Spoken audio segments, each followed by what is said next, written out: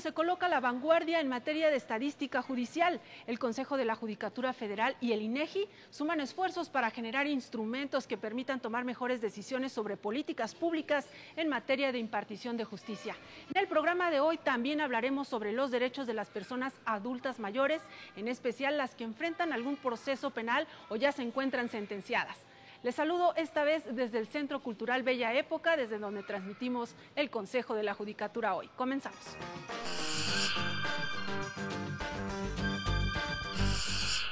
En un ejercicio inédito a nivel mundial, suma esfuerzos con el Instituto Nacional de Estadística y Geografía para conocer las entrañas del sistema de impartición de justicia a nivel nacional. Evidentemente, tener datos reales, crudos, oportunos, veraces, acerca de la forma en la que se imparte la justicia en México es sumamente importante, pero hacerlo además en conjunto con una institución como lo es el Instituto Nacional de Estadística y Geografía.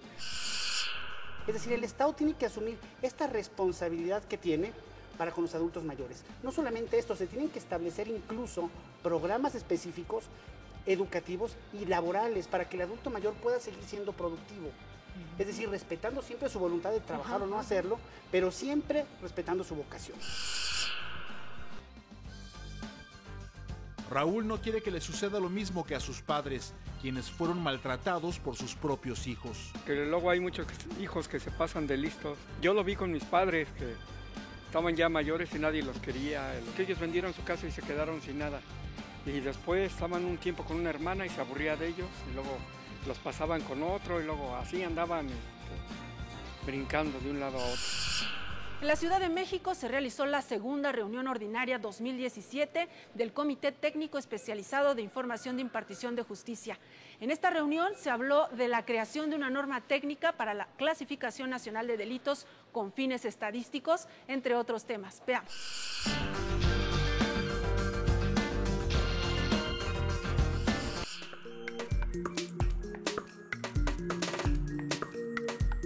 Para garantizar el acceso a la justicia y llevar a niveles óptimos la función jurisdiccional, el Consejo de la Judicatura Federal se vale de la estadística. En un ejercicio inédito a nivel mundial, suma esfuerzos con el Instituto Nacional de Estadística y Geografía para conocer las entrañas del sistema de impartición de justicia a nivel nacional. Evidentemente, tener datos reales, crudos, oportunos, veraces, acerca de la forma en la que se imparte la justicia en México es sumamente importante, pero hacerlo además en conjunto con una institución como lo es el Instituto Nacional de Estadística y Geografía genera información nacional de importancia tal que debe ser tomada en cuenta para a su vez generar las políticas judiciales o las decisiones públicas, resulta de mucha trascendencia. A través del Comité Técnico Especializado de Información de Impartición de Justicia, el Consejo de la Judicatura Federal y el INEGI coordinan la elaboración de censos y encuestas en la materia. Es muy importante, además hay que decir que este comité técnico en donde se conjuga el esfuerzo del Consejo de la Judicatura, los poderes judiciales y el Instituto de Estadística del Estado mexicano lo hacen sui generis. No hay de estos comités técnicos en el mundo, entonces lo que nos permite es construir entre todos un conjunto de información que al final del día lo que provea es información estadística para hacer política pública en materia judicial. Solo por citar un ejemplo, la Encuesta Nacional de Victimización y Percepción sobre Seguridad Pública 2017 revela que durante 2016 más de 24 millones de personas fueron víctimas de algún delito. Así, la tasa de incidencia delictiva por cada 100.000 habitantes en 2016 fue de 37.017, cifra estadísticamente superior a la estimada en 2015, que fue de 35.497. Como todos sabemos, el país ha afrontado una situación de seguridad muy fuerte, muy grave en los últimos años, y lo que hace este comité es producir información también con el mismo sentido que el judicial para que se puedan tomar mejores decisiones en política pública sobre seguridad. ¿Qué es lo que tenemos en esta materia? Durante 2016 se reportaron 105.467 delitos en causas penales ingresadas en primera instancia y 5.284 conductas antisociales. Los 5 delitos más frecuentes son robo con 20.8%, narcomenudeo con 10.5%, lesiones con 9.3%, violencia familiar con 6.7% e incumplimiento de obligaciones familiares con 6.3%. ¿Y esto qué nos permite? Pues nos permite desde luego tomar mejores decisiones. La estadística al servicio del diseño de políticas públicas en materia de seguridad pública, impartición de justicia y en materia, también lo vimos, de personas que están privadas de su libertad. El Censo Nacional de Impartición de Justicia Estatal y el Censo Nacional de Impartición de Justicia Federal, que lo que hacen es resaltar cómo los poderes judiciales de las entidades federativas y también del ámbito federal tienen capacidad institucional para desarrollar sus tareas día con día. A través de estos censos, también se conoce cómo están integrados los poderes judiciales de los estados y el Poder Judicial de la Federación. Así sabemos que en México hay 47.391 servidores públicos adscritos a los órganos jurisdiccionales y 17.106 servidores públicos en las unidades administrativas. De estos, 4.666 son jueces o magistrados en los órganos jurisdiccionales de los tribunales superiores de justicia de las entidades federativas. La distribución por sexo es de 39.6% mujeres y 60.4% hombres. Usted vio que muchos datos que seguramente usted pensaba que eran diferentes, no lo son. Es decir, aquí estamos comprobando hipótesis. A veces somos muy dados a decir, es que en tal ciudad se cometen más delitos de esta naturaleza, o en tal otra parte ocurren más asuntos civiles o más asuntos familiares, o hay más hombres que mujeres, o al revés. Es así como a través de la estadística, dos instituciones suman esfuerzos para generar instrumentos que permitan entender el funcionamiento del sistema de impartición de justicia con el fin de mejorarlo.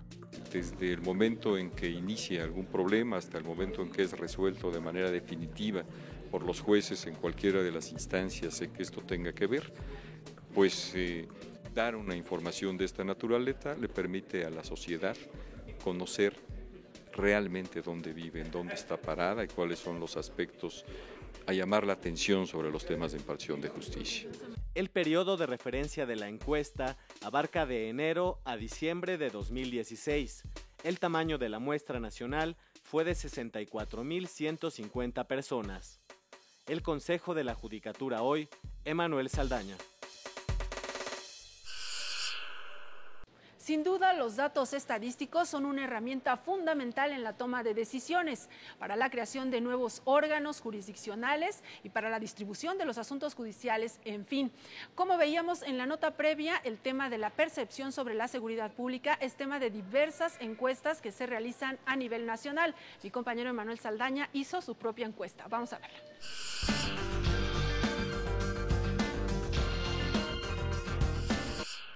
Salimos a la calle a preguntar a la gente cuál es la percepción que tienen acerca de la seguridad. Esto fue lo que nos dijeron. Hola, ¿cuál es tu nombre? Hola, Nayeli. Nayeli, ¿en qué delegación vives?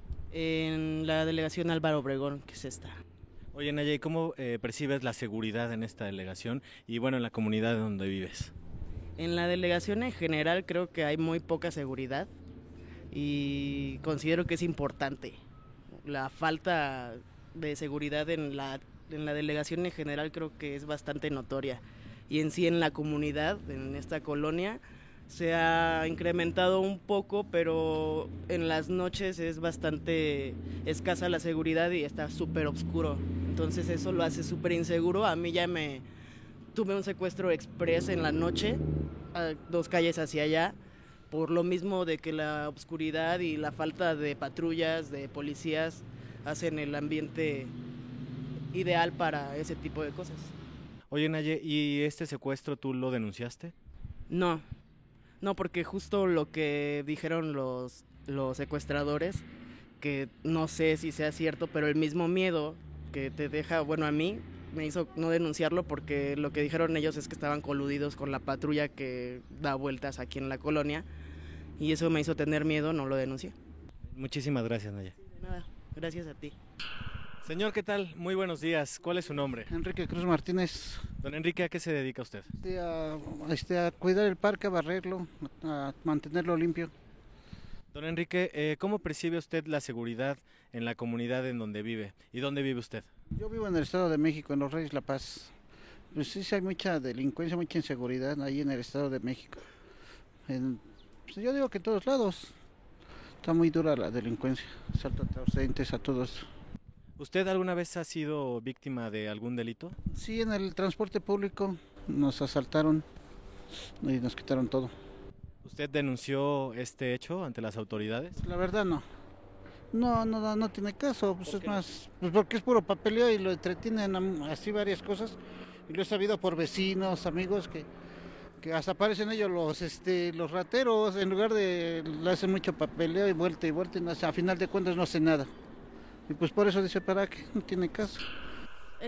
Soy del Venustiano Carranza, ahí vivo, y sí he sufrido de algún delito. El otro día yo venía en un camión, y ahí se subieron unos malandrines, ¿cómo se le podría decir?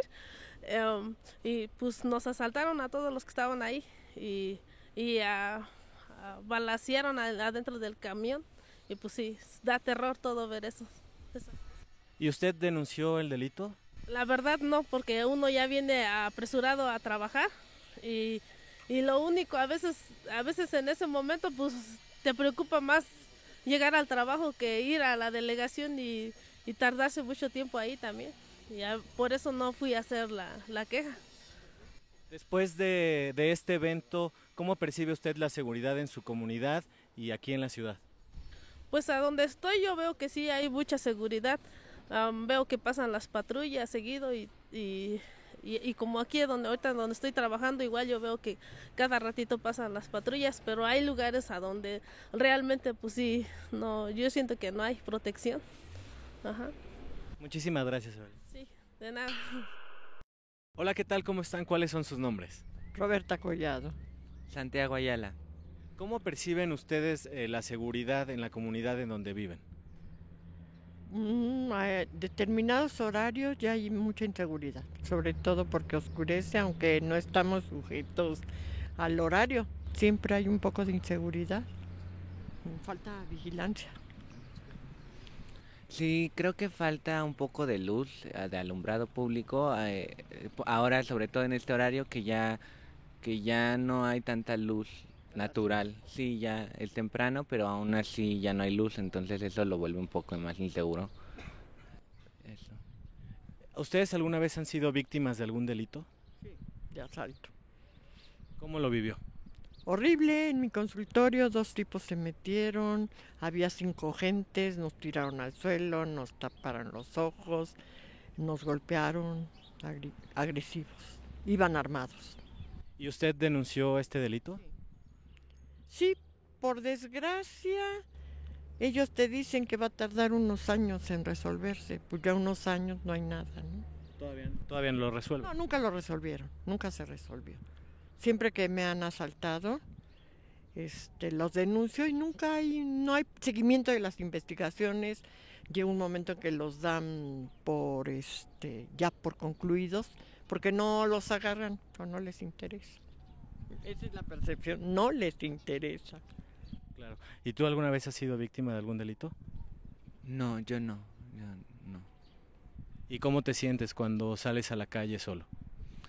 Pues yo camino mucho, más que usar autobús, pero supongo que como soy joven, me siento bastante fuerte en mi mundo, me siento lo suficientemente fuerte para poder escapar de algún delito, secuestro o alguna situación del estilo. Entonces, seguro me siento, pero hasta que no me pase no podría decir que mi seguridad ya no está 100%, pues 100% como, pues en mí, pues.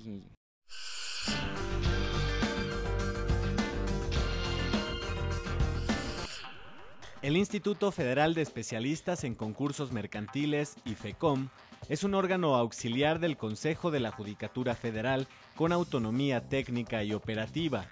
Su objetivo es avalar y supervisar a los especialistas que apoyan a los jueces que se encargan del concurso mercantil.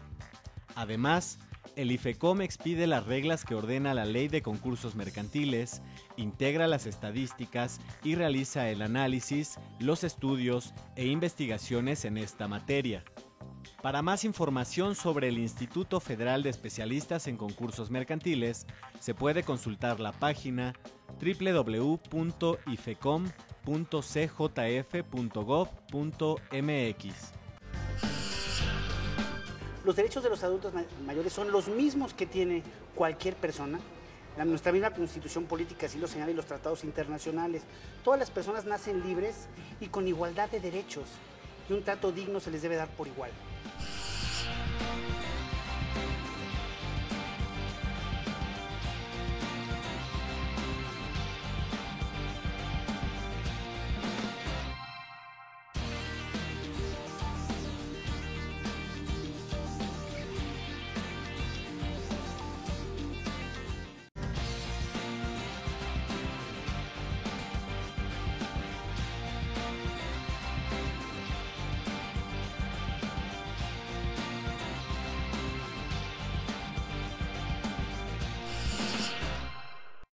En otros temas, de acuerdo con información del INEGI, entre el año 1990 y el 2017, el porcentaje de la población de 60 años y más aumentó de 6.4 a 10%. En este contexto queremos hablar sobre los derechos de los adultos mayores y para ello nos acompaña el licenciado Jorge Jiménez Saab. Él es defensor público federal. Bienvenido. Muchas gracias por la invitación. Bueno, pues para partir como de lo básico, ¿no? A lo mejor una pregunta muy elemental, ¿cuáles son los derechos de los adultos mayores? Claro que sí, mira, los derechos de los adultos mayores son los mismos que tiene cualquier persona. Nuestra misma Constitución Política así lo señala y los tratados internacionales. Todas las personas nacen libres y con igualdad de derechos, y un trato digno se les debe dar por igual. Y ellos deben de gozar de todos los derechos humanos establecidos en la Constitución y tratados internacionales. Y solamente se pueden limitar en casos específicos.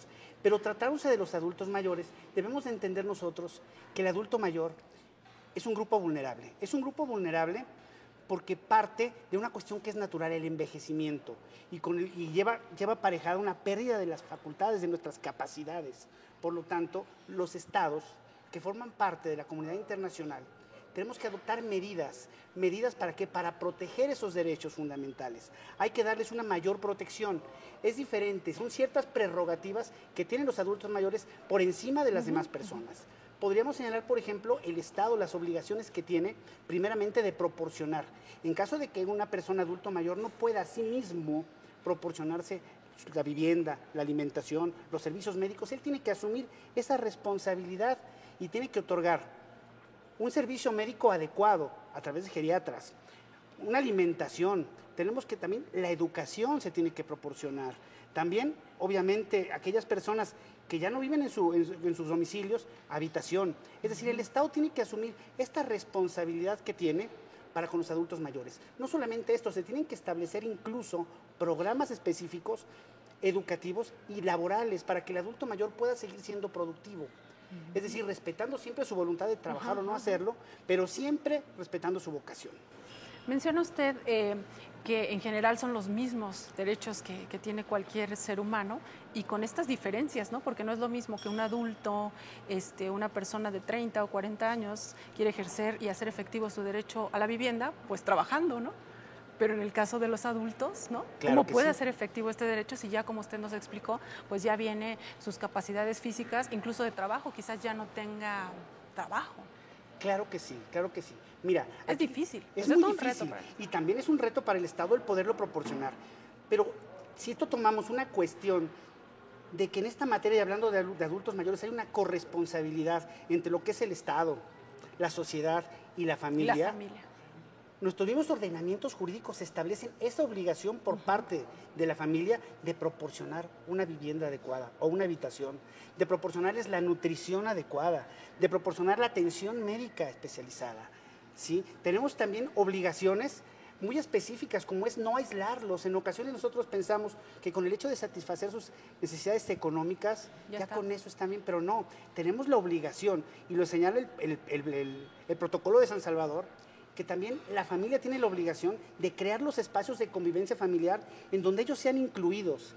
¿Esto es para qué? Para fomentar los valores y a su vez que los miembros de esa familia, de la familia, puedan otorgar esa protección que requiere el adulto mayor, ese apoyo que se requiere. Esa es la razón por la cual nuestros estados que han firmado este protocolo, siendo México uno de estos estados, se obliga como un estado parte a respetar y a establecer las instituciones públicas y privadas para garantizar el goce de estos derechos. Licenciado, en el caso del Estado y sus obligaciones, bueno, tener, por ejemplo, instituciones que brinden este servicio, por ejemplo, de salud adecuado. Y si no se les da, uno, pues, como ciudadano, exige al Estado, oye, necesito una institución así. Pero ¿cómo se le exige a la familia, ¿no? Que en la ley también está obligada, como usted lo señaló, también está obligada a promover o a respetar estos derechos de los adultos? ¿Cómo lo exige a la familia, que es donde más también se da casos como de abusos para los adultos mayores? Mira, obviamente el adulto mayor con las personas que convive es con la familia, y la familia recae la mayoría de las obligaciones para subsanar esos requerimientos de atención, esos requerimientos de subsistencia. Entonces, cuando la familia incumple uno de ellos, vienen estas violaciones a sus derechos humanos. Pero mira, esto no queda aquí. En la ley está establecido la obligación que tienen para con los adultos mayores. Es decir, nosotros tenemos obligación con nuestros padres y con nuestros abuelos, no solamente con nuestros hijos. Y se establece la obligación de alimentos. En nuestro Código Civil se establece esa obligación que tenemos de proporcionar alimentos, pero no únicamente conceptualizarlos como el aspecto de nutrición, no, sino los alimentos tienen que ver con la habitación, tienen que ver ¿esparcimiento? Con el esparcimiento incluso, tienen que ver con la habitación adecuada, tienen que ver con proporcionar educación. Son otros elementos que deben de complementarse para que realmente un adulto mayor tenga el desarrollo que realmente se merece. Licenciado, vamos a hacer una pausa y de regreso nos comenta, bueno, si existe esta obligación por parte de los familiares, también deben existir sanciones, ¿no? Así es. Por si no se cumplen estas obligaciones. Vamos a la pausa. Le comentaba al inicio del programa que estamos transmitiendo esta vez el programa desde Centro Cultural Bella Época. Aquí se realizan diversas actividades culturales, desde presentaciones de libro, funciones de cuentacuentos, charlas literarias, estaciones de lectura y exposiciones de galería. Así es que no deje de visitarlo. En un momento regresamos con más. El hecho de que yo incumpla con mi obligación de proporcionar los alimentos a una persona adulta mayor que está en estado de abandono, es decir, que por sí misma no se puede valer, no se los puede proporcionar, medios, ¿no? Por no tener los medios, se comete un delito de abandono de personas.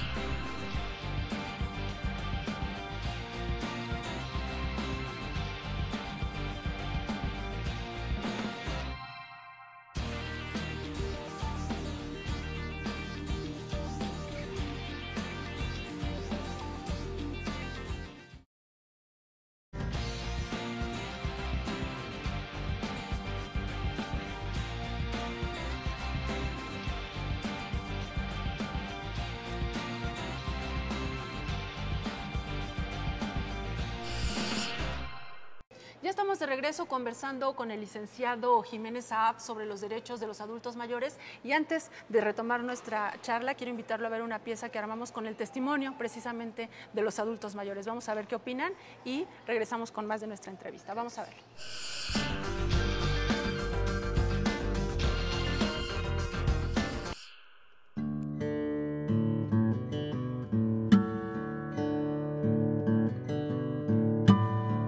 Raúl acaba de cumplir 60 años de edad, ya es un adulto mayor. Por su condición recibe algunos beneficios, pero también enfrenta dificultades. Luego voy en el metro y la gente se levanta, me da el asiento.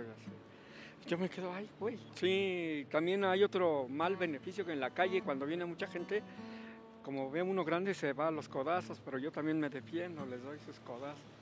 No respetan. Raúl no quiere que le suceda lo mismo que a sus padres, quienes fueron maltratados por sus propios hijos. Que luego hay muchos hijos que se pasan de listos. Yo lo vi con mis padres, que estaban ya mayores y nadie los quería. Que ellos vendieron su casa y se quedaron sin nada.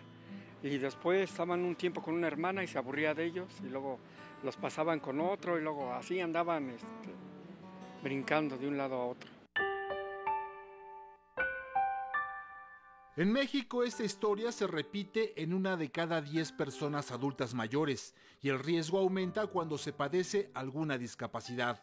De acuerdo con un estudio del Instituto Nacional de Geriatría, en un periodo de 1 año, la prevalencia del maltrato hacia personas mayores fue de 10.3% y afectó hasta 32% de las personas mayores con discapacidad.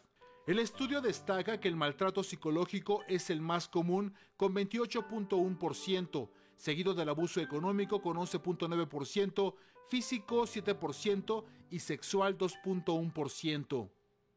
La discriminación es otro obstáculo que enfrenta este grupo de la población. A decir de los especialistas, esta situación se da desde que se les pide que acrediten ser adultos mayores. El principal es la discriminación por edad. Así de fácil y así de complejo te lo pongo. Porque puede ser tan sutil como, no lo escuché, ¿no? Ni siquiera te ven, ¿no? O puede ser un poquito más complicada, por ejemplo, ¿por qué la persona adulta mayor tiene que demostrar su edad? Por varios mecanismos. Está tu credencial, tu acta de nacimiento, tu credencial de elector, otra credencial que te reconoce la edad. Pero si tú no tienes esa credencial, no te dan el descuento. ¿Por qué tienes que demostrar cuántas veces tu edad? La Ley de los Derechos de las Personas Adultas Mayores establece que tiene derecho a una vida con calidad. Señala que son las instituciones públicas, la comunidad y la familia las que están obligadas a garantizarles el acceso a los programas que les permitan ejercer este derecho. Lograr esto en algunas familias, como la de don Raúl, suele ser muy complicado. Una hermana nos contó a todos y fuimos al tribunal. Es de lo familiar. Pues el 10 era el acuerdo entre todos, pero nomás cumplimos como 2 de 6. Pues a uno lo tuve que demandar y se puso al brinco porque lo demandé. Como yo era su representante legal de mamá, yo hacía todos los trámites, iba a cobrar su dinero y todo me lo pagaban y se lo daba a ella. Bueno, le compraba cosas porque ya no se podía ni levantar, ya no veía, ya no caminaba, estaba mal. Actualmente, 6 secretarías de Estado tienen facultades para implementar programas y acciones a favor de los adultos mayores. En total existen 95 programas de gobierno dirigidos a este sector de la población. ¿Qué falta? Sí, una revisión a la ley, porque hay que incorporar otras cosas. Por ejemplo, hay que incorporar al propio Instituto Nacional de Geriatría en la Ley de los Derechos de las Personas Adultas Mayores. Está el ámbito de la salud, pero no está mencionado el instituto porque no existía. En el 2002 todavía no existía, por ejemplo. Hay un reto también importante que lo señala la Auditoría Superior de la Federación en su estudio de políticas públicas, la número 1645, que menciona, sí hay una política, pero está fragmentada. Necesitamos fortalecer la rectoría del quehacer público en una institución. Asimismo, necesitamos asignar verdaderamente presupuestos, no digo etiquetados, pero casi, presupuestos claros para programas específicos. La ley también establece que los adultos mayores tienen derecho al trabajo, es decir, a gozar de igualdad de oportunidades en el acceso al trabajo o de otras opciones que les permitan un ingreso propio y desempeñarse en forma productiva. Soy una muchacha de 73 porque todavía vive mi papá. Mi papá todavía vive, tiene 97 años. Aide trabajó durante muchos años para alcanzar la meta de una vida digna. En realidad yo lo que pensé y pienso a mi edad ahorita, yo no depender realmente ni emocional, ni psicológica, ni económicamente, porque le digo que estoy pensionada, trabajé 32 años en el Seguro Social, estudié 15 en la universidad y di clases, le digo que tengo así como 5 vidas. Los adultos mayores también tienen derecho a la salud. Conforme el artículo 4 constitucional, deben tener acceso a servicios médicos y recibir orientación y capacitación en materia de salud, nutrición e higiene. Se estima que 4 de cada 10 hombres y 3 de cada 10 mujeres de 60 años o más consideran que tienen buena salud. Hay una mayor presencia de mujeres, hay mayor mortalidad en hombres, que se explica a lo largo de la vida, no solamente por la edad. Ese es otro de los temas que no se explica por edad, sino por curso de vida. Estamos llegando más mujeres, las personas de 60 años están en condiciones, casi perfectas, la gente está trabajando. ¿Sabes el aporte que está dando la población mayor a su familia? Muchas veces los abuelos son los que están cuidando a los nietos. Muchas veces la pensión que recibe el abuelo es sustento de la familia. Aunque las leyes señalan que el Estado debe garantizar las condiciones óptimas de salud, educación, nutrición, vivienda y seguridad social de los adultos mayores, para Aide y para don Raúl, envejecer con dignidad también es cuestión de actitud. Que no piensen que se acaba la vida, sino que empieza una nueva etapa, que si de antes la planean, es muy buena, pero si no, es muy buen tiempo de tener metas. Que recuerden que todos vamos para allá y que algún día también van a ser viejos y les van a hacer lo mismo. Los van a abandonar y no los van a ayudar.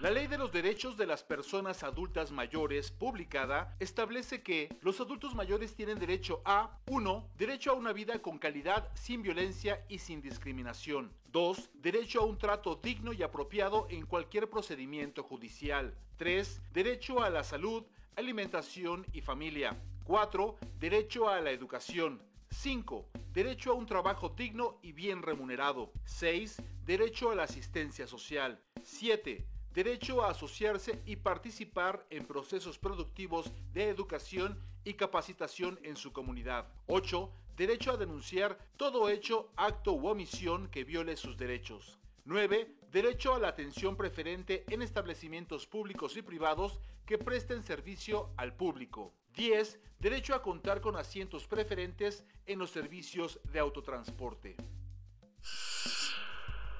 Bien, pues ahí está el testimonio de algunas personas, adultos mayores ya, que enfrentan este tipo de situaciones, licenciado, que usted nos hacía referencia en el bloque anterior, cómo a veces el maltrato viene de los propios integrantes de la familia, de los hijos. Nos decía usted que existen obligaciones para la familia.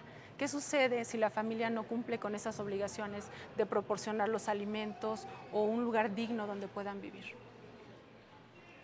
Definitivamente, si un adulto mayor se ve en esta situación de que sus familiares, que son los primeramente responsables en satisfacer sus necesidades, incumplen con ello, tiene dos vías. La primera de ellas es por vía civil, en la cual se puede demandar una pensión alimenticia. Una pensión alimenticia que quiere decir debe de ser suficiente para cubrir su alimentación, su vivienda, su educación, los servicios médicos, su esparcimiento. ¿A quién se lo demanda? ¿A sus hijos? A sus hijos. Y en caso de que incluso pudieran ser hasta los nietos en un momento dado, lo que podrían hacer. Ahora, hay dos cuestiones en las cuales se pueden subsanar. Mediante una sentencia se puede fijar una pensión alimenticia en cuestión económica, o en su defecto puede el deudor, en este caso el deudor alimentario, asumir la responsabilidad y traer al adulto mayor a su casa y asumir en él el otorgamiento de dichos alimentos en la totalidad. Ahora bien, incluso el hecho de que incumplamos con esas obligaciones ya fue tipificado como un delito. Fíjate lo que son las cosas. Incluso el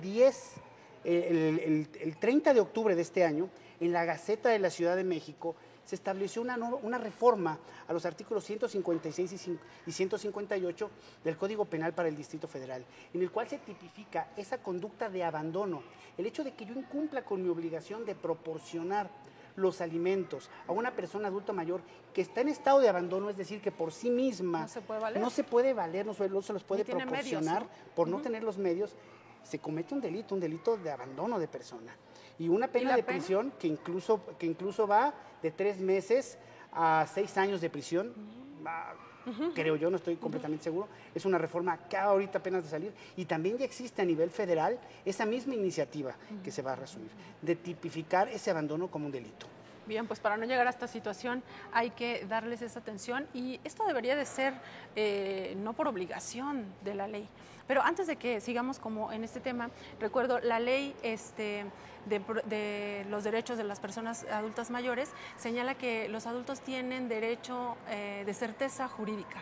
¿no? Hablando como un poco ya de la parte de las personas, adultos mayores que están enfrentando un proceso o que ya han sido sentenciadas y que es pues mucho de lo que le toca revisar a usted en su día a día, ¿no?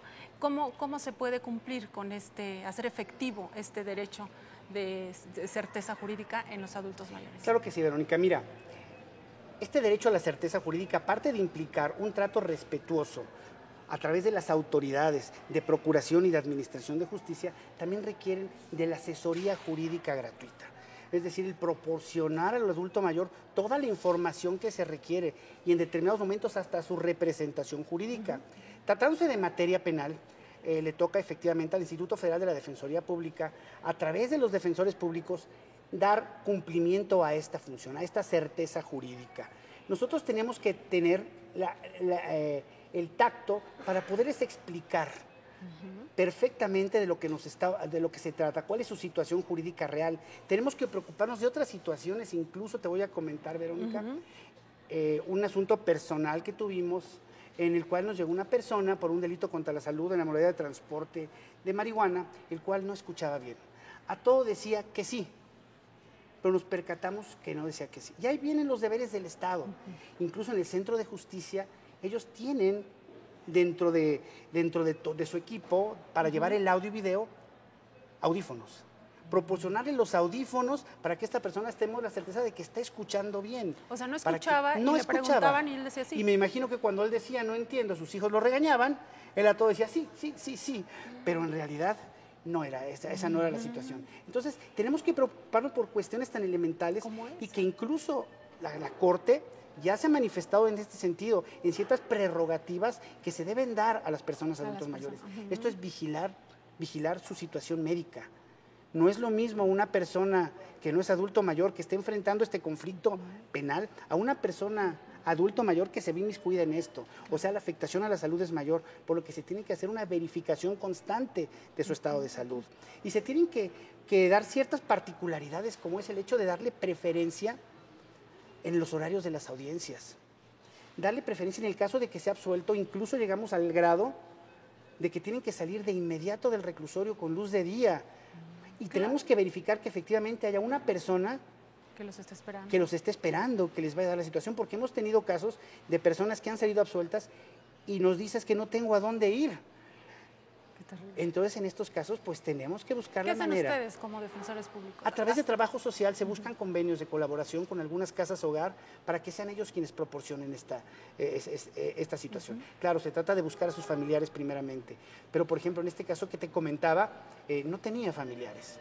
Entonces, era muy complicado, la verdad, dejar a la calle. No se les puede dejar desamparados a los adultos mayores. Es la obligación que tiene el Estado, siempre y cuando no cuenten con una familia que les proporcione.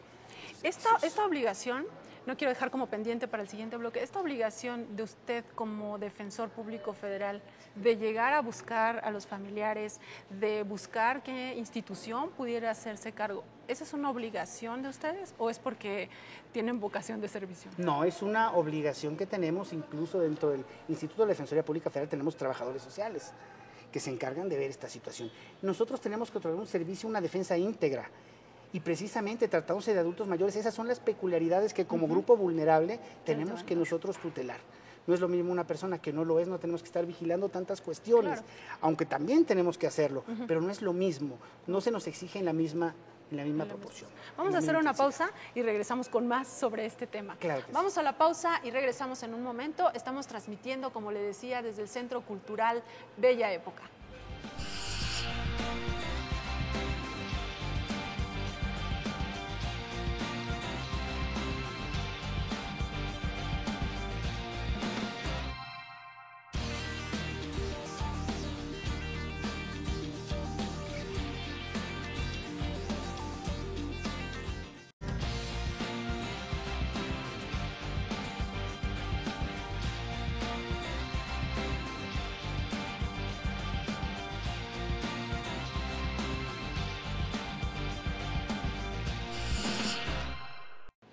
seguimos conversando sobre los derechos de las personas adultas mayores y ya nos comentaba, bueno, esta parte de cuando viven un proceso, cuando están involucrados en un proceso, pero ¿qué hay cuando necesitan asesoría legal para otro tipo de asuntos? ¿Ahí qué papel juega el Instituto Federal de Defensoría Pública? Así es, Verónica. Mira, el Instituto Federal de Defensoría Pública tiene un papel preponderante e importantísimo en lo que es dar esta certeza jurídica como un derecho especial para los adultos mayores. Y esto es así porque el instituto es el encargado de proporcionar los servicios de defensa no solamente en materia penal al imputado, sino también la asesoría jurídica y en este caso incluso la representación de los adultos mayores en los demás asuntos que pudieran tener. Podría ser de naturaleza civil federal, de naturaleza fiscal, de naturaleza administrativa.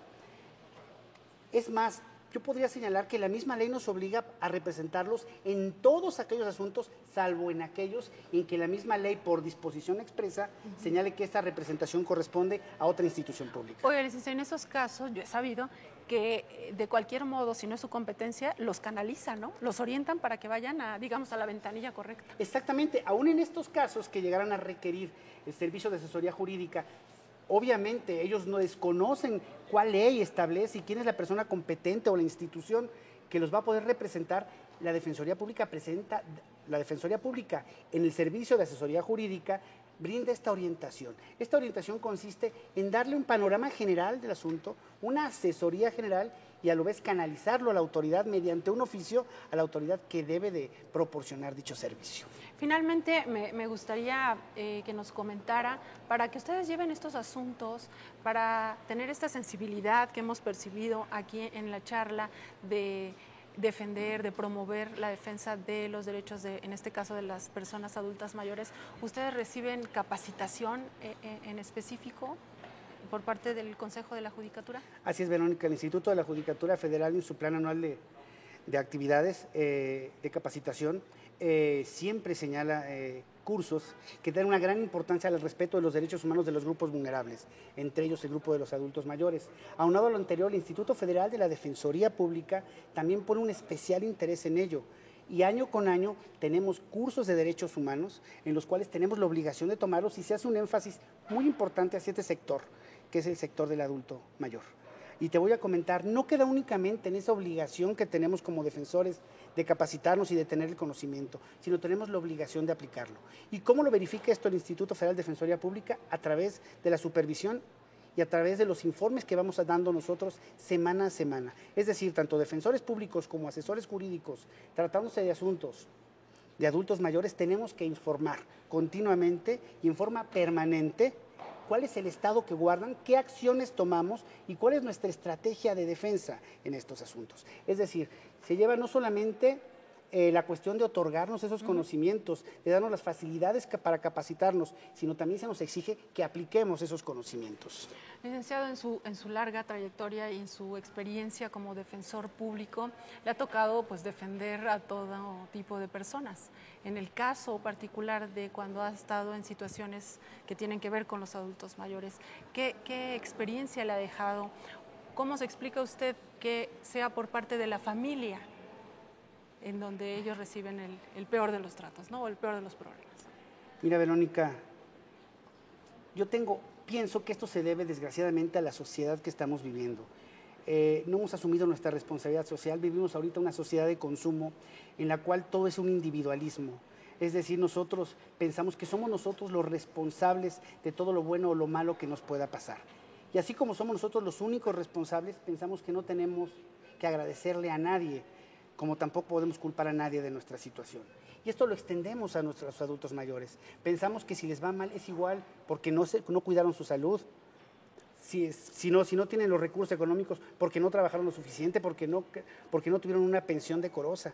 Y nosotros nos hacemos a un lado y olvidamos que es una responsabilidad social y es una responsabilidad que incluso la ley nos lo exige, de hacernos cargo de nuestros adultos mayores. Yo invito a que debemos nosotros de recapacitar y darnos cuenta de que el adulto mayor es un proceso que no es porque él lo quiera, sino es una situación natural y es una pérdida de capacidades que se va dando en forma paulatina y que no podemos hacer nada para y que detenerlo. todos vamos para allá, ¿no? Y que nos va a tocar a nosotros también, y que una cuestión más, lo que nuestros hijos ven es lo que vamos a recibir nosotros. Entonces, por lo tanto, yo creo que debemos de asumir esa responsabilidad con los adultos mayores, no solo la responsabilidad de los alimentos, sino también una responsabilidad de arroparlos, de traerlos nuevamente, de hacer actividades familiares en las cuales ellos puedan reintegrarse con nosotros y puedan tomar parte de nuestras decisiones. Bien, pues, licenciado Jorge Jiménez Saab, un placer haber conversado con usted sobre este tema. Muchas gracias. El gusto es mío, Verónica. Gracias por la invitación.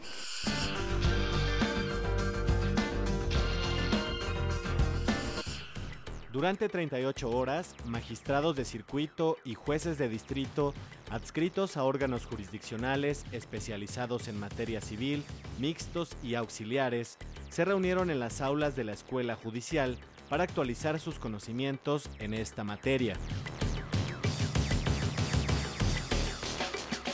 El objetivo del programa de actualización en materias mercantil, civil y familiar es analizar las principales reformas legislativas y la jurisprudencia emitida por la Suprema Corte y los plenos de circuito. Yo estoy en un juzgado mixto en donde veo todas las materias.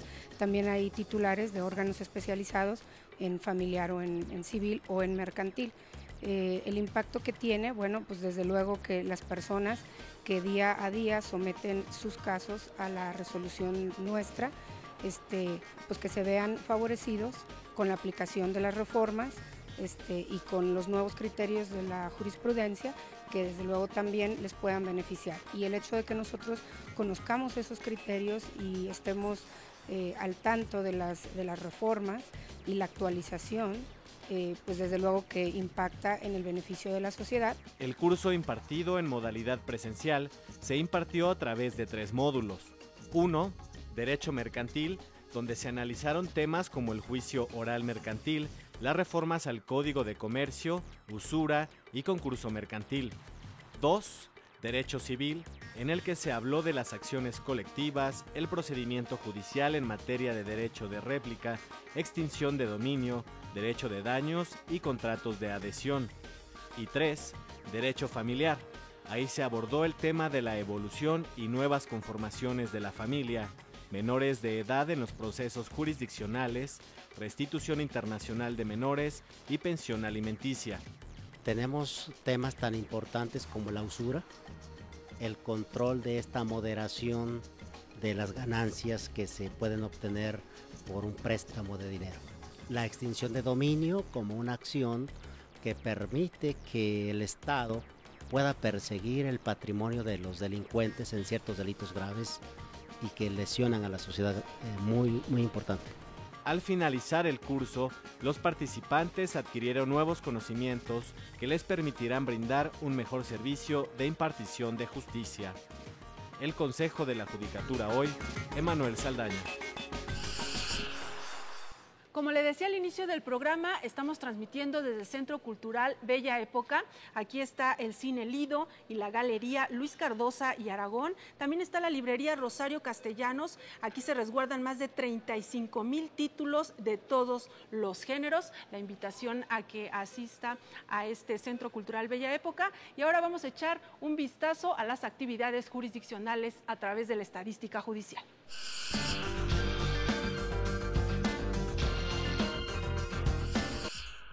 En julio de 2017, los tribunales colegiados de circuito registraron una existencia de 21.011 asuntos en materia penal.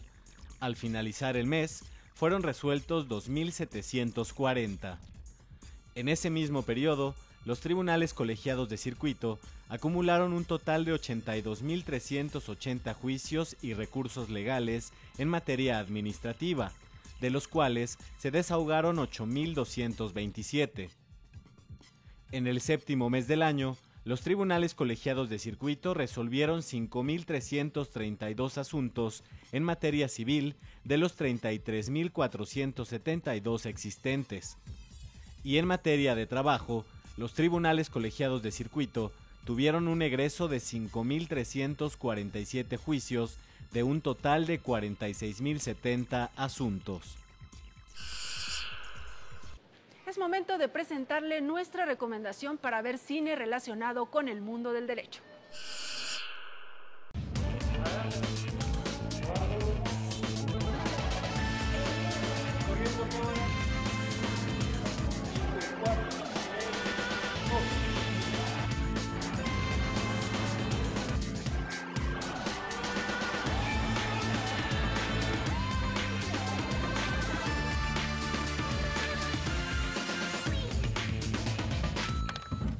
Hola, soy José Ramón Narváez Hernández y estamos en el Centro Cultural Belle Époque y hoy vamos a hablar en Cine Cápsula de una película llamada La Jaula de Oro. La Jaula de Oro es de Diego Quemada Díez del 2013. Es una película que tiene de todo. Bueno, en el sentido negativo, porque es una conculcación constante de derechos. Trata en sí sobre la migración. Son 3 jóvenes que salen de Centroamérica, uno de ellos de origen indígena, una mujer y otro muchacho de estos dreamers que quieren pues salir adelante con puro ímpetu. Los 3 van a emprender un road trip terrible porque lo van a hacer arriba de La Bestia, es decir, este tren que atraviesa todo el país, México, y pues obviamente van a vivir una serie de peripecias que tiene que ver pues con el tráfico de personas, tiene que ver con las mafias que operan, incluso con la connivencia de muchas autoridades, y pues la tragedia va a acompañar a este grupo de amigos, a este improvisado grupo de amigos que tratarán de sortear pues todos estos periplos para poder llegar al sueño americano. El nombre no podía ser más afortunado, La Jaula de Oro. En realidad van con el deseo, la fantasía de mejorar sus vidas, pero pues no se van a encontrar más que una jaula. El director comentó en alguna ocasión en una entrevista que hizo esta película a partir de una serie de charlas que tuvo con migrantes reales en la frontera mexicana. Y de ahí pues fue sintetizando en 3 historias la película que al final, bueno, pues termina con esta escena de un lugar nevado, el único de los sobrevivientes trabajando en una fábrica y preguntándonos si realmente ese es el sueño americano, si eso era lo que deseaban, ¿no? Obviamente habla sobre feminicidios, la película habla sobre el escaso esfuerzo, pero pues muy importante, que hacen algunos vecinos de algunas comunidades por tratar de solventar estos problemas y dar quizá ayuda, comida a los que van arriba de la bestia, pero pues también todas estas historias tristes que vemos sobre estos carros del ferrocarril. La Jaula de Oro trata sobre la injusticia constante que se atraviesa en estas vías por todo el país. Bueno, pues les recuerdo que el Cinedebate del Canal Judicial es los sábados a las 22 horas. Hoy hablamos sobre migración, conculcación de derechos e injusticia, y justo en el cine.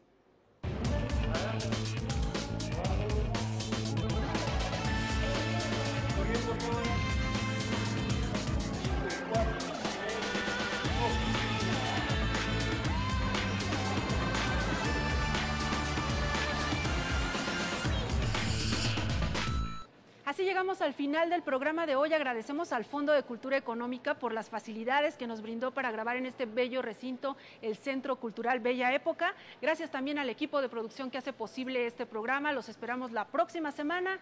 Mientras tanto, quédese en la señal del Canal Judicial.